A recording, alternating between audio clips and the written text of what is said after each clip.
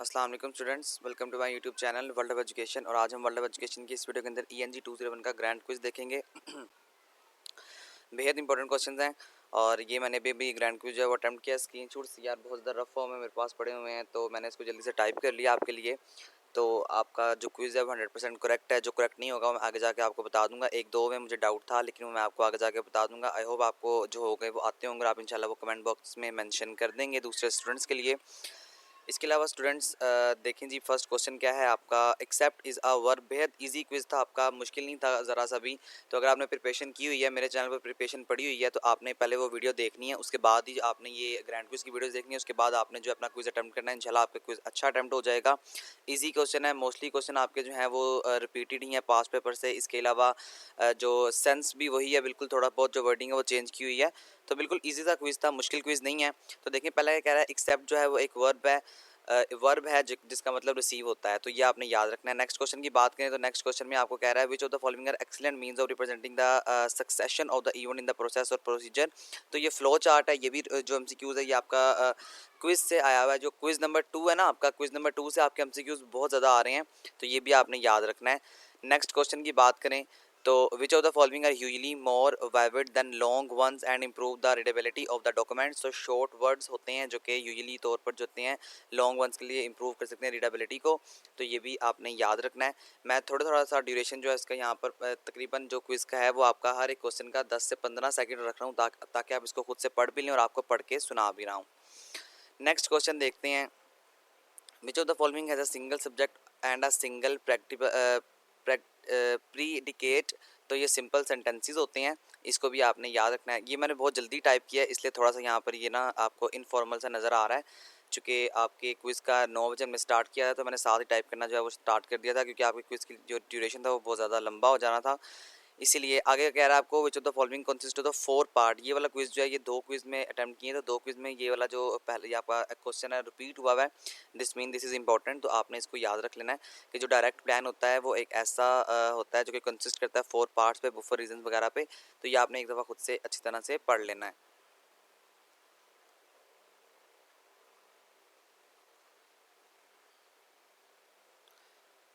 जी तो students next question की बात करें तो वो कह रहा है choose the correct option to decode a message is to a interpret a message. ये भी बहुत ज़्यादा इंपॉर्टेंट एमसीक्यूज है। आई थिंक ये क्विज नंबर 2 में मैंने अटैम्प्ट किया था। जो आपके क्विज नंबर 2 है ना, वहाँ से आपके मोस्टली एमसीक्यूज रिपीटेड है, क्योंकि आपका सिर्फ 10 सिलेबस का एमसीक्यूज है, सॉरी 10 सिलेबस का आपका 10 लेक्चर्स का सिलेबस है, तो बहुत ज़्यादा एमसीक्यूज आपके रिपीटेड है। तो आपने यही है कि वही बार बार आपसे रिपीट हो रहा है, तो आपने अच्छी तरह प्रिपरेशन करके देना है, तो ईजी आपका क्विज आ रहा है, मुश्किल नहीं है ज़रा सा भी। नेक्स्ट क्वेश्चन की बात करें तो नेक्स्ट क्वेश्चन आपको क्या कह रहा है, which of the following description can be apply to a resume. तो आप ये तमाम तर जो डिस्क्रिप्शन होती हैं उसमें जो है ये अप्लाई कर सकते हैं कि आपका जो फॉर्म ऑफ पैसिव वगैरह है, तो आपका ये all of the above option जो है वो इज़ द करेक्ट आंसर हो जाएगा। आप एक बार इसको खुद से भी पढ़ लें। यार एक मिनट है, मैं ये वीडियो अपलोड कर लूँ, उसके बाद मैं आपके साथ क्विज अटेम्प्ट करवाता हूँ। 2 मिनट है।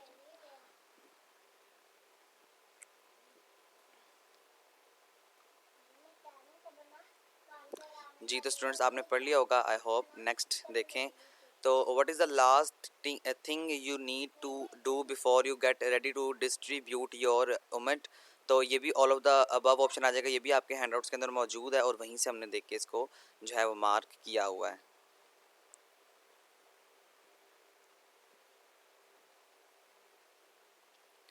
नेक्स्ट क्वेश्चन की बात करें तो वो कह रहा है which one of the following is not the purpose of expert while reading a document. तो देखिए जो फोर्थ वाला है कि वो क्या कह रहा है आपको, जो कंडेम्ड होता है डॉक्यूमेंट के अंदर वो आपका पर्पस नहीं होता एक्सपर्ट्स के लिए जब आप अपने डॉक्यूमेंट को रीड कर रहे होते हैं। बाकी आप मेंटेन करते हैं, एक्सपैंड करते हैं, ये तमाम तो इन्फॉर्मेशन आपको जो होती है वो नेसेसरी अपने उसके अंदर देनी पड़ती है। जो आपका होता है जो डॉक्यूमेंट होता है उसके अंदर आपको ये नेसेसरी इन्फॉर्मेशन देनी पड़ती है, तो इसको आपने याद रखना है।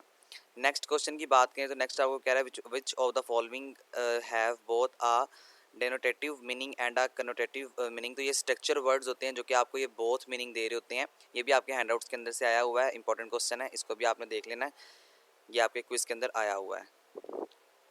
अच्छा, इस तरह ये क्वेश्चन आपसे बहुत पूछ रहा है विच फेज इनकरेक्ट। तो इसके लिए आपको जो है वो आपका जो सेंटेंसेस है ना आपको उस पर थोड़ी ग्रिप होनी चाहिए। तो देखें वो कह रहा है व्हेन यू बोर्न तुम कब पैदा हुए, व्हेन वर यू बोर्न तुम कब पैदा हुए थे, when you are born when you are born. तो आपको कह रहा है कि आप जो है वो कब जो है वो यू तुम कब पैदा हुए हो, तो पैदा हुए हो तो नहीं आ सकता, तो ये आपका ऑप्शन जो है वो गलत है, ये फेज़ आपका इनकरेक्ट है। इस तरह आपका अगर अपने सेंटेंस पे अगर आपके फोकस होगा तो आप उसको अच्छी तरह से एक दफ़ा माइंड में कॉन्सेप्ट क्रिएट करके आप जो है अपना करेक्ट ऑप्शन लगा सकते हैं। नेक्स्ट क्वेश्चन देखें तो which of the following message aim to influence audience who are incline to resist so that demand heavily और स्ट्रेटेजिक प्लानिंग। तो जो आपकी होती है परस्यूएसिव मैसेज जो होता है आपका वो आपकी जो डिमांड होती है हैवली स्ट्रेटेजिक प्लानिंग पे रिसिस्ट करती है, तो आपने इसको भी याद रखना है, ये भी आपका इंपॉर्टेंट क्वेश्चन है।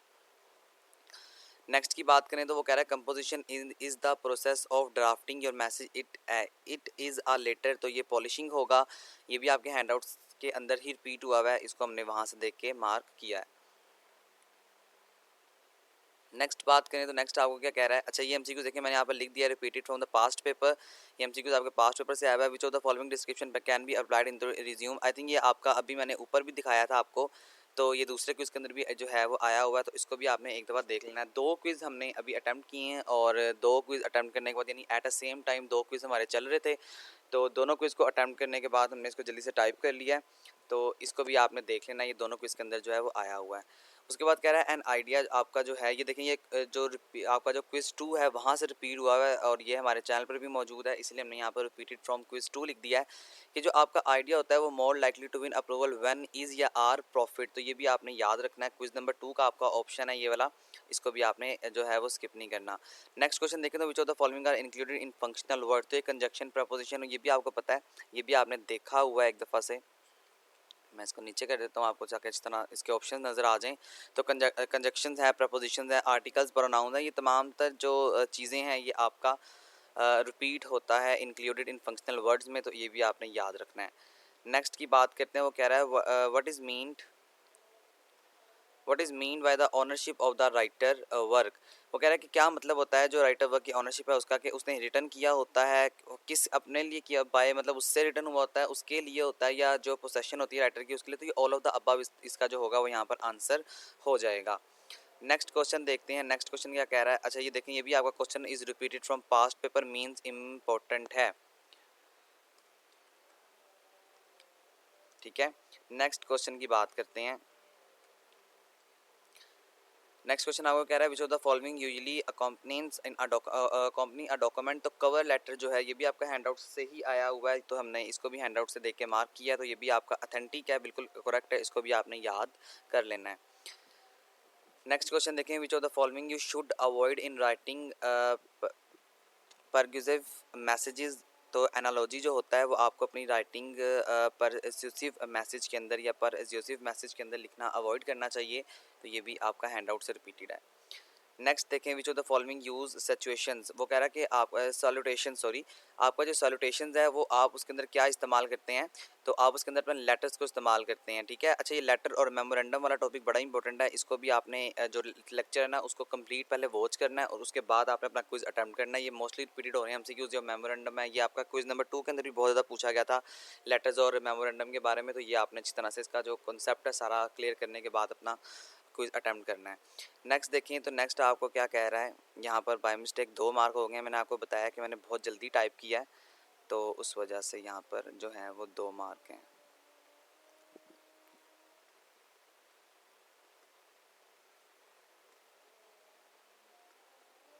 जी क्या कह रहा है आपको कि जी, तो स्टूडेंट्स कह रहा है which one of the following can not be excluded from a resume, तो जो गैप्स होते हैं एम्प्लॉयमेंट हिस्ट्री के वो आपको एक्सक्लूड करने की जो होता है आप एक्सक्लूड नहीं कर सकते अपने रिज्यूम से, इसको भी आपने याद रखना है। आगे अगर बात करें तो यहाँ पर आपका दोबारा से जो है क्वेश्चन है आ गया which of the following are included in functional words, तो कंजक्शन है, प्रपोजिशन है और आर्टिकल्स प्रोनाउन है, ठीक है। नेक्स्ट क्वेश्चन देखते हैं, नेक्स्ट क्वेश्चन में आपको क्या कह रहा है which of the following present the main idea before the sporting data, तो डायरेक्ट प्लान जो होता है ये आपका जो होता है वो प्रेजेंट कर रहा होता है मेन आइडिया को स्पोर्टिंग डेटा से पहले, ये भी आपने याद रखना है। उसके बाद देखते हैं which of the following are an essential component of the employment process. तो जो आपका रेफरेंसेस होता है वो आपको शो कर रहा होता है। ये भी आपके हैंडआउट से आया हुआ, तो बिल्कुल इजी सा क्विज़ आया, मुश्किल बिल्कुल नहीं था आपका क्विज़, बिल्कुल हैंडआउट से आपको जो है वो मिल जाएंगे। तो यहाँ पर देखें मैंने नोट लिख दिया, repeated from the quiz two, this mean important है, इसको भी याद रखना है। ये वाला भी बड़ा इंपॉर्टेंट है, how many steps are essential for successful oral statement, तो 7 होते हैं, इसको भी आपने इस तरह से याद कर लेना है। नेक्स्ट की बात करें, which of the following can be defined as the word one chosen the state one message say much more than there, जो डिक्शनरी डेफिनेशन है तो वो सीमेंटिसिस आ जाएगा। इसको भी आपने एक दफ़ा याद रखना है, देख लेना है, अच्छी तरह पढ़ लें इसको। मैं यहाँ पर थोड़ी देर के लिए इसका जो ड्यूरेशन है वो बढ़ा देता हूँ।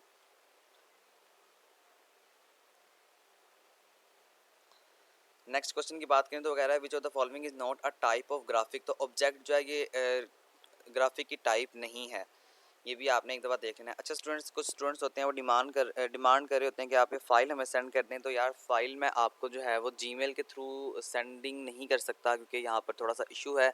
इसके अलावा हमने क्विज़ अटैम्प्ट करने होते हैं, तो आप काइंडली इस वीडियो से ही काम चला लिया करें। मैं बहुत ज़्यादा डिटेल में आपको बताता हूँ ताकि आपको अच्छी तरह समझ आ जाए। उसके बाद क्वेश्चन नंबर 41 की बात करें तो वो आपको क्या कह रहा है, to whom usually goodwill letters are written, तो आपका जो है वो रिपीटेड क्वेश्चन है, इसका आंसर डायरेक्टर होगा, तो ये भी आपने एक दफ़ा देख लेना है। ठीक है, आप वीडियो से काइंडली काम चला लिया करें, क्विज़ अटैम्प्ट करने होते हैं तो टाइम बिल्कुल भी नहीं होता। और इसके अलावा बहुत ज़्यादा डिटेल में आपको समझा रहा हूँ ताकि आपको अच्छी तरह समझ आ जाए। ये क्वेश्चन भी रिपीटेड है, इसको भी आप एक दफ़ा खुद से पढ़ लें। ये पूरी एक डेफिनेशन है, तो आपने डेफिनेशन इस तरह याद करनी है, आपकी डेफिनेशन भी आ रही हैं आपके करंट क्विज़ के अंदर। उसके अलावा आगे क्या कह रहा है आपको, which of the following usually accompanies a document, I think cover letter दोबारा रिपीट हो रहा है दूसरे क्विज़ के अंदर, तो ये भी आपने देख लेना है। उसके आगे आपको ये देखिए मेमोरेंडम वाला आ गया कि विच format should be use if the information is being Saint inside and document, inside, ये भी क्विज नंबर 2 के अंदर जो है वो रिपीट हुआ था कि अगर आप कोई भी चीज़ इनसाइड जो इस्तेमाल करेंगे ना ऑर्गेनाइजेशन के अंदर, तो वो आपका मेमोरेंडम होगा, वो आपका रिपोर्ट लेटर वगैरह नहीं होगा। तो ये रिपोर्ट्स कहाँ यूज़ होती हैं ये भी आपसे पूछता है। अच्छा आपके क्विज में ये भी आ सकता है कि रिपोर्ट आप कहाँ इस्तेमाल करते हैं, लेटर आपका कहाँ इस्तेमाल होता है, या प्रपोजल आपका कहाँ इस्तेमाल होता है, तो ये आपने इस तरह याद कर लेना। ये 3 तरह के एमसीक्यूज आपसे पूछे जा सकते हैं। ठीक है, नेक्स्ट की बात करें तो नेक्स्ट आपको देखें क्या कह रहा है, जो the following letter in endings best goes with the opening dear personal director, तो ये बेस्ट रिगार्ड्स आ जाती हैं क्योंकि अब आप जब अपने लेटर्स में लिखती हैं तो एंडिंग्स के अंदर तो आप ये बेस्ट रिगार्ड्स अपने मेंशन कर रहे होते हैं। तो यार चैनल पर अगर आप न्यू हैं तो काइंडली इसको सब्सक्राइब कर लें, इंशाल्लाह हम फाइनल टर्म की प्रिपरेशन भी इसी के ऊपर करेंगे। नेक्स्ट अगर बात करें, अच्छा यार ये कंफर्म नहीं है तो आपसे रिक्वेस्ट है कि अगर आपको कंफर्म होगा तो ये आपने बता देना। ये रिपीटेड हुआ है क्विज़ 2 के अंदर, और ये क्विज़ 2 के अंदर ऐसा क्वेश्चन था जो कि हर जो है बच्चे के क्विज़ में आया हुआ था। तकरीबन 3 से 4 क्विज़ मैंने अटैम्प्ट किए थे और 3 से 4 क्विज़ के अंदर ये क्वेश्चन बार बार आया था और मुझे बार बार ये क्वेश्चन जो है वो रिपीट हो रहा था, लेकिन मुझे कंफर्म नहीं हुआ। हैंडआउट्स के अंदर से मैंने ढूंढने की कोशिश की लेकिन मुझे मिला नहीं है। तो अगर आपको ये कंफर्म है तो आपने मुझे ये बता देना कमेंट्स में। ठीक है, मैंने वैसे रिस्ट्रिक्ट लगाया था लेकिन यहाँ पर रिफ्रेन लगाने की यहाँ पर वजह ये है क्योंकि ओवरऑल जो हमारे पास टीचर्स मौजूद हैं, मेरी टीम के मेंबर्स, वो यही कह रहे हैं कि यहाँ पर रिफ्रेन हमें ज़्यादा बेस्ट ऑप्शन जो है वो लगता है। तो आपको अगर ये कंफर्म हो तो आप काइंडली मुझे बता दें। नेक्स्ट की बात करें तो which of the following is use to influence audience, जो ये आपका देखें ये भी आपका क्वेश्चन आई थिंक रिपीट है, ऊपर भी आया हुआ था, तो इसको भी आप देख लें। नेक्स्ट क्वेश्चन डायरेक्ट रिक्वेस्ट है, इसको भी आप चेक कर लें एक दफ़ा, खुद से आपसे पढ़ लें। मेरा आपको सिर्फ बताने और समझाने का मकसद बेसिकली यहाँ पर ये है कि मैं आपको अच्छी तरह चीज़ बता दूँ, समझा दूँ और उसके बाद आपके साथ जो है वो शेयर कर दूँ। मेरे पास यहाँ पर बिल्कुल भी टाइम नहीं है इसको एडिट करने का, चूँकि बिल्कुल पहले वीडियो एडिट करनी होती है। नेक्स्ट बॉडी लैंग्वेज आपकी, इसको भी चेक कर लें। ये भी आपका एमसीक्यू जो है वो रिपीट हो रहा है पास्ट पेपर से, तो इसको भी आपने एक दफ़ा अच्छी तरह रीड आउट कर लेना, इसको आपने स्किप नहीं करना। उसके अलावा फुट नोट्स हैं, which of the following appear at the end of the report, तो ये फुट नोट्स हैं। अच्छा डियर स्टूडेंट्स, आपका जो सिलेबस है वो 11 से 22 तक है, लेकिन आपका एक से दो क्वेश्चन आपके पहले लेक्चर से भी आए हुए थे, तो वो भी इसके अंदर ही कहीं ना कहीं हैं, आप वो भी देख लीजिएगा। नेक्स्ट क्वेश्चन की बात करें तो which of the following present sporting data before the main idea, तो ये भी आपका क्वेश्चन देखें रिपीट हुआ है, तो बहुत ज़्यादा रिपीटेशन हो रही हैं, 2 क्विज के अंदर ही कितने क्वेश्चन रिपीट हो गए हैं। उसके आगे विच आर द बेस्ट पर यूजिसिव मैसेज क्लोजली कनेक्टेड टू, तो द इनडायरेक्ट अप्रोच आ जाएगा आपका। नेक्स्ट की बात करें तो वो क्या कह रहा है आपको, ओरल मैसेज कह रहा है which of the following is best when you don't need immediate feedback but you do need speed, तो ये ओरल मैसेज है आपका। ठीक है, क्योंकि ओरल मैसेज के अंदर आप बहुत जल्दी जो है वो स्पीक कर सकते हैं। नेक्स्ट की बात करें तो विच फेज आर इनकरेक्ट, ये भी आ गया। He is working at that company for 15, तो यहाँ पर ही इज़ नहीं आएगा, ये आपका जो ऑप्शन है वो गलत है, क्योंकि अब यहाँ पर फॉर 15 पास्ट की बात कर रहा है, तो पास्ट में आपको पता है कि helping verb has been, had been वगैरह वगैरह का इस्तेमाल हम करते हैं, थर्ड फॉर्म का इस्तेमाल हो रहा होता है। फिर यहाँ पर दूसरा ऑप्शन ये है कि यहाँ पर आईएनजी का इस्तेमाल हो रहा है, और आईएनजी आप सबको पता है कि ये जो है ये प्रेजेंट कंटिन्यूस की एग्जांपल है, तो प्रेजेंट कंटिन्यूस का मतलब है कि अभी भी कर रहा है, और फॉर भी यहाँ पर जो है एज अ हेल्पिंग वर्ब हम इस्तेमाल नहीं कर सकते। नेक्स्ट क्वेश्चन की बात करें तो what is the common mistake made in you writing पर एज्यूसिव मैसेजेस, तो ये आपका जो प्रोस्पेक्टिव है यूजिंग आप करते हैं, तो ये आपका ऑप्शन आ जाएगा। नेक्स्ट की बात करते हैं तो why affect communication is important to your success in today's business environment, तो ये ऑल ऑफ द अबव आ जाएगा कि आपके बिजनेस एनवायरनमेंट के अंदर आप क्या क्या कर सकते हैं, तो आपने इंप्रूव कर सकते हैं प्रोफेशनल वगैरह, तो आपको सबको ये बेहतर पता है। ठीक है जी, thanks for watching, please subscribe this channel for more grand quiz while make must like share and comments below. I hope आपको सब कुछ समझ आ चुका होगा डियर स्टूडेंट्स। कुछ भी समझ नहीं आया तो मुझसे आप कमेंट्स में पूछ लें, मैं इंशाल्लाह आपके कमेंट का रिप्लाई करके एज सुन एज पॉसिबल आपका कॉन्सेप्ट क्लियर कर दूंगा। आखिर में आपसे यही रिक्वेस्ट है, अगर आप मेरे चैनल पर न्यू है तो उसको जल्दी से सब्सक्राइब कर लें। सब्सक्राइब करने के बाद बेल आइकन पर प्रेस कर दें ताकि आपको बर वक्त नोटिफिकेशन मिल सके। स्टूडेंट्स इंशाल्लाह हम इसी चैनल पर फाइनल टर्म की प्रिपरेशन करेंगे, और अगर इसमें आपको कोई भी मिस्टेक नज़र आ रही है तो आपने कमेंट्स में लाजमी मेंशन कर देना है। वैसे मैंने और मेरी टीम ने 100% करेक्ट कोशिश की है, 100% कोशिश की है कि हम इसको करेक्ट ही अटैम्प्ट करें। इसके अलावा स्टूडेंट्स ये फ़ाइल आपको मैं फिर बता रहा हूँ, मेरे पास बिल्कुल भी टाइम नहीं है, अगर होता मैं आपको लाजमी थ्रू मेल्स वगैरह सेंड कर देता। इंशाल्लाह इन फ्यूचर अपनी वेबसाइट पर काम करके आपकी फ़ाइल सेंड कर दी जाएगी, तो आपने वीडियो से ही काम चला लेना है। जैसे ही मुझे टाइम मिलेगा मैं आपके साथ इसका लिंक वगैरह जो है इसको एक पीडीएफ की फॉर्म में बना के शेयर करने की कोशिश आपके साथ कर दूंगा। ओके स्टूडेंट्स, आई होप आपको समझ आ चुकी होगी। Thank you so much.